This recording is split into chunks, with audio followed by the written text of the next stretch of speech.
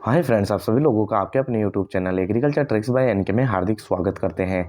जैसा कि आप लोगों को पता है कि नेमराज जी सुंडा की किताब थी, उसके अंतर्गत अपन स्टेप बाय स्टेप उसको अध्ययन कर रहे थे। तो आज इसी कड़ी के अंतर्गत उसी को आगे बढ़ाते हुए अपन बात करेंगे कि अपन ने लास्ट टाइम बेस पीरियड तक पढ़ लिया था।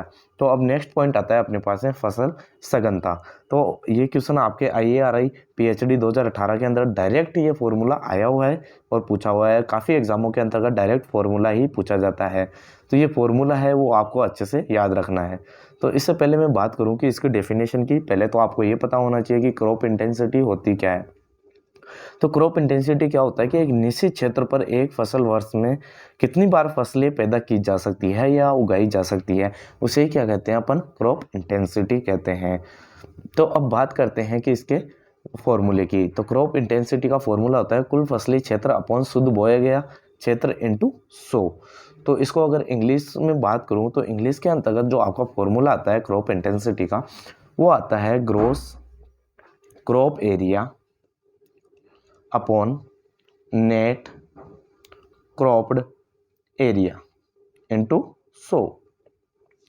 तो gross crop area upon net cropping area into 100, ये क्या हो जाएगा आपका क्रॉपिंग इंटेंसिटी का फॉर्मूला। अब बात करते हैं कि अपन क्रॉप इंटेंसिटी निकाले कैसे। तो इसके लिए एक छोटा सा एग्जांपल देके मैं बताता हूँ जिससे कि आपको आसानी से समझ में आए। तो जैसे कि आप बात करें कि अपने पास में 10 हेक्टेयर ज़मीन है। तो 10 हेक्टेयर अपने पास में क्या है, ज़मीन है। तो 10 हेक्टेयर ज़मीन है तो अपने पास में कुल टोटल ज़मीन कितनी आ गई, 10 हेक्टेयर। अगर इसके अलावा मैं बात करूँ, अपने पास में 10 हेक्टेयर ज़मीन है और क्रॉप इंटेंसिटी निकालते हैं तो वो पूरे वर्ष भर की निकलती है ना, किसी एक क्रॉप की नहीं निकलती है ना, तो पूरे वर्ष भर की निकलती है। तो अपने पास में 10 हेक्टेयर क्या है, आपकी ज़मीन है।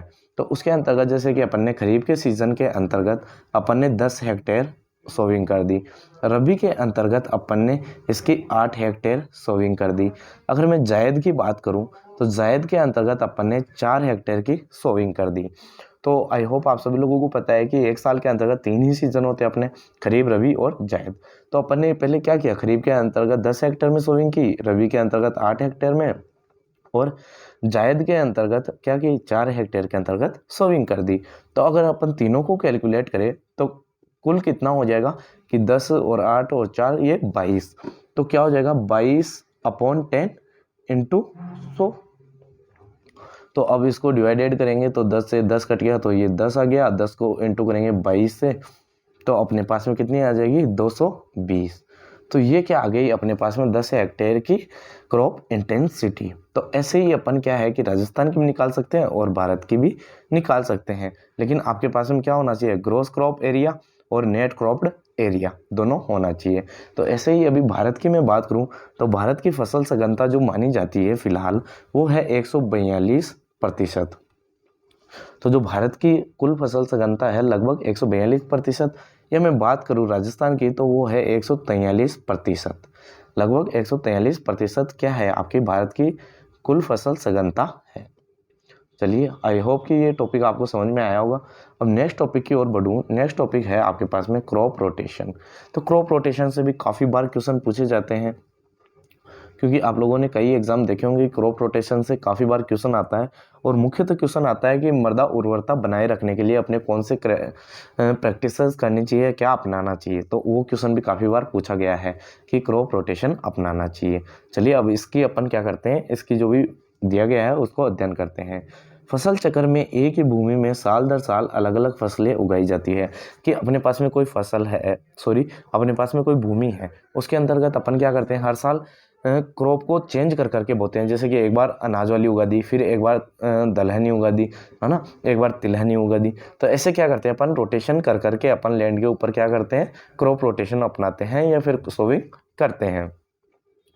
तो अर्थात अनाज की खेती के बाद अगले साल दलहनी फसलें लेना चाहिए, है ना। उससे क्या होगा कि जो इंसेक्ट वगैरह है वो भी उसके ऊपर अटैक नहीं करेंगे। इसके अलावा जो कई फसलें होती हैं उनमें निमेटोड लग जाते हैं तो वो अगली फसल तक भी रहते हैं। तो क्रॉप रोटेशन होगा, उससे क्या होगा कि कई फसलों के अंतर्गत वो जो निमेटोड है वो प्रकोप नहीं होगा और वो भी क्या हो जाएंगे, कंट्रोल हो जाएंगे। इसीलिए अपने को क्या करना चाहिए, क्रॉप रोटेशन अपनाना चाहिए। तो यह मिट्टी की उर्वरता को बनाए रखता है एवं सुधारता है। ये टॉपिक काफ़ी इम्पोर्टेंट पॉइंट है, यहाँ से काफ़ी बार क्वेश्चन आता है कि मृदा उर्वरता बनाए रखने के लिए या सुधारने के लिए क्या करना चाहिए, तो क्रॉप रोटेशन अपने को अपनाना चाहिए। नेक्स्ट बात करूँ, यह मिट्टी के कटाव को रोकता है एवं नमी संरक्षण करता है। तो आई होप आप सभी लोगों को पता ही होगा कि अपन अगर कवर्ड क्रॉप वाली लगाते हैं जैसे कि मूंगफली वगैरह, चमला वगैरह, तो उनसे क्या होगा कि मिट्टी का कटाव भी रुकेगा और नमी का संरक्षण भी होगा। और अगर एक ही एक क्रॉप उगाते रहेंगे, जैसे गेहूँ ही उगाते रहेंगे, तो उसके अंतर्गत क्या होगा कि जो कटाव है वो ज़्यादा होगा और नमी का संरक्षण भी नहीं हो पाएगा। तो कवर्ड क्रॉप भी लगाते हैं, उससे क्या होगा, क्रॉप रोटेशन करते रहेंगे तो उससे मिट्टी का कटाव भी रुकता है और नमी का संरक्षण भी होता है। हानिकारक रोग कारकों, कीट पतंगों, निमेटोड, खरपतवारों से होने वाले नुकसान जो कि विशेष फसल से जुड़े हैं को रोका जा सकता है। कि जैसे कि कोई फसल है उसके अंतर्गत निमेटोड की समस्या है, लेकिन अगले साल अगर उसी फील्ड के अंतर्गत अगर दूसरी फसल लगा दोगे तो निमेटोड क्या होगा, उसके अंतर्गत आएंगे नहीं। तो उससे क्या होगा कि इनसे भी रोका जा सकता है, इसके थ्रू कीटों को रोका जा सकता है, निमेटोड्स को रोका जा सकता है, खरपतवारों को रोका जा सकता है ना, जो क्रॉप रोटेशन के द्वारा अपन ये कर सकते हैं। चलिए अब आगे वाला टॉपिक पढ़ते हैं। आगे वाले टॉपिक के अंतर्गत आपका दिया गया है, हम बात करते हैं फसल चक्र सघनता की। तो फसल चक्र सघनता निकालेंगे तो उसके लिए ये फॉर्मूला काफ़ी बार ये डायरेक्ट ही पूछ लिया जाता है कि जो क्रॉप रोटेशन इंटेंसिटी है तो उसका फॉर्मूला क्या होता है। तो इसके अंतर्गत क्या आता है कि फसल चक्र में शामिल फसलों की संख्या, कि आप जैसे कि कोई आपके पास में फील्ड है, उसके अंतर्गत आप कितनी फसल ले रहे हो और कितने वर्षों में ले रहे हो। तो नीचे तो क्या आ जाएगी, फसल चक्रों में वर्षों की संख्या, कि जो आपने क्रॉप उगाई वो कितने वर्षों के अंतर्गत कंप्लीट हो रही है, और ऊपर आ जाएंगे आपकी कितनी फसलें आपने यूज़ की है इनटू 100। तो इस फॉर्मूले के द्वारा अपन क्या निकाल सकते हैं, क्रॉप रोटेशन इंटेंसिटी।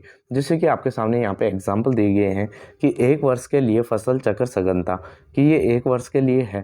तो इसके अंतर्गत जैसे कि धान है ये खरीफ के अंतर्गत सोविंग हो गया, और मटर है आपका क्या आएगा, रबी के अंतर्गत। तो आपके पास में फसल कितनी हुई, तो फसल आपके पास में 2 हो गई, और आपका फॉर्मूला क्या कह रहा है, फसल चक्र में शामिल फसलों की संख्या। तो फसल चक्र के अंतर्गत 2 फसलें हैं अपने, धान और मटर, और खरीफ और रबी क्या हो रहा है, एक ही साल के अंतर्गत कंप्लीट हो रहा है। तो आपके पास में फसलों की संख्या हो गई 2, और साल कितना हो गया 1। अगर इंटू करेंगे 100 से तो आपकी क्या आ जाएगी 200। 1 से गुना करें 100 और 100 को 2 से गुना करेंगे 200। तो एक वर्ष के लिए जो फसल सघनता आई वो कितनी आई अपने पास में, 200% आ गई। ऐसे ही अगर मैं बात करूँ, एक एग्जाम्पल और दिया गया है कि 2 साल के लिए फसल चक्र सघनता।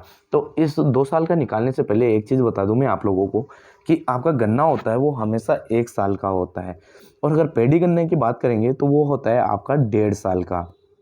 तो पेडी गन्ना हमेशा 1.5 साल का होगा, और जो नॉर्मल गन्ना होगा, डायरेक्ट गन्ना लिखा हुआ आएगा, वो कितना होगा, 1 साल का, क्योंकि आपको पता है कि 1 साल के अंतर्गत कंप्लीट होती है एक क्रॉप गन्ने की। तो ऐसे ही अपन क्या करेंगे, इसको कैलकुलेट करेंगे। जैसे कि आपके सामने दिया गया है मूंगफली। मूंगफली किसकी क्रॉप है, खरीफ की क्रॉप है। गेहूँ क्या है, रबी का क्रॉप है। और जायद के अंतर्गत, इसके अंतर्गत सोविंग नहीं की गई, और डायरेक्ट कौन सी आ गई, गन्ना, ये कौन सी है, खरीफ की। तो इसके अंतर्गत जैसे कि खरीफ और रबी, तो इसके अंतर्गत 1 वर्ष निकल गया, और 1 वर्ष आपका खरीफ दोबारा जो गन्ना सोविंग की उसके लिए। तो अपने पास में अगर मैं वर्ष की बात करूँ तो वर्ष कितने आ गए, 2 वर्ष आ गए। अगर मैं बात करूँ क्रॉप, क्रॉप कितनी है, मूंगफली, गेहूं और गन्ना, तो 3 क्रॉप हो गई, इनटू क्या आएगा आपका 100। तो अगर इसको काटेंगे तो ये कितनी बार हो गया, 50, और 50 को 3 से गुणा करेंगे तो 150 या 150। तो अगर 2 साल के लिए अगर फसल सघनता निकालते हैं जिसमें कि मूंगफली, गेहूं और गन्ना रहता है, तो कितनी आ जाएगी आपकी, 150। तो ये भी काफ़ी आसान था। तो आई होप आप लोगों को समझ में आया होगा। इसके साथ साथ ही एक और आपके सामने एग्जाम्पल दिया गया है कि 3 साल के लिए फसल चक्र सघनता। इसके अंतर्गत धान है, आलू है, गन्ना है और पेडी है। तो इसके अंतर्गत जैसे कि धान आ गया आपके पास में, तो धान कब उगाया जाता है आपका, खरीफ के अंतर्गत। आलू क्या है आपके, रबी के अंतर्गत। गन्ना फिर क्या आएगा, खरीफ के अंतर्गत। और पेडी ये 1 साल का कंप्लीट पूरा करके आएगा, फिर वापस ये खरीफ के अंतर्गत ही क्या होगा, आ जाएगा। तो 1 साल तो ये हो गया खरीफ और रबी वाला, और एक साल ये हो गए, तो 2 और 1 3 साल। तो अपने पास में क्या आएंगे, 3 साल। और फसल कितनी है, 1 2 3 और 4। तो अगर अपन इंटू करेंगे 100 से, तो 4 को काटेंगे तो 1.33 आएगा, और अगर 1.33 को अगर 100 से गुना करेंगे तो अपने पास में कितनी आ जाएगी, 133। यानी कि 133% किसका आ जाएगा 3 साल के लिए। तो आई होप आप इस चीज़ को समझ पाए होंगे। इसके अलावा एक और चीज़ मैं बता दूं कि सबसे कन्फ्यूज़न वाली चीज़ रहती है इसके अंतर्गत काफ़ी बच्चों को, तो एक एग्जाम्पल और देके पूछ लिया जाता है, तो अपन उसकी भी बात कर लेते हैं। जैसे कि अगर मैं बात करूँ, आपके पास में है कपास, और उसके पास में डैश दे के दे दिया आपको गेहूँ, और फिर आपको प्लस दे के आपका दे दिया सरसों, और फिर डैश दे के आपको दे दिया धान, और फिर चना। तो आपको ये याद रखना है कि फ्रेंड्स, अगर प्लस दे के दिया जाता है तो वो एक ही क्रॉप मानी जाएगी, है ना। प्लस दे के दिया जाता है तो कंफ्यूज नहीं होना, अगर आपने अलग अलग क्रॉप काउंट कर ली तो आपका क्वेश्चन गलत हो जाएगा। तो आपको एक ही क्रॉप काउंट करनी है। जैसे कि मैं बात करूँ कपास की, तो कपास क्या हुआ, आपका खरीफ का आ गया। गेहूँ और जो आपका सरसों है वो क्या आ गया, रबी के आ गए। और धान है फिर खरीफ का आ गया, और चना फिर रबी का आ गया। तो आपके पास में कितनी सीजन हुई है, तो 2 सीजन के अंतर्गत। तो एक सीजन के अंतर्गत आपका कपास और गेहूं हो गया, खरीफ और रबी, तो एक साल ये हो गया। इसके अलावा धान और चना हो गया, तो ये भी क्या हो गया आपके एक साल के अंतर्गत ये कंप्लीट हो गए। तो कितने साल हो गए अपने पास में, 2 साल हो गए। और क्रॉप कितनी है, एक कपास, और अपन ने ये प्लस में दे रखा है तो इसे भी एक ही गिनेंगे, तो एक ये हो गई, तो 2।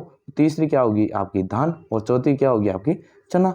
तो अगर मैं बात करूँ 4/2 × 100, आई होप ये आसानी से हो जाएगा। अगर इसको फिर से काटेंगे तो क्या होगा 50, और 50 को 4 से गुना करेंगे तो 200।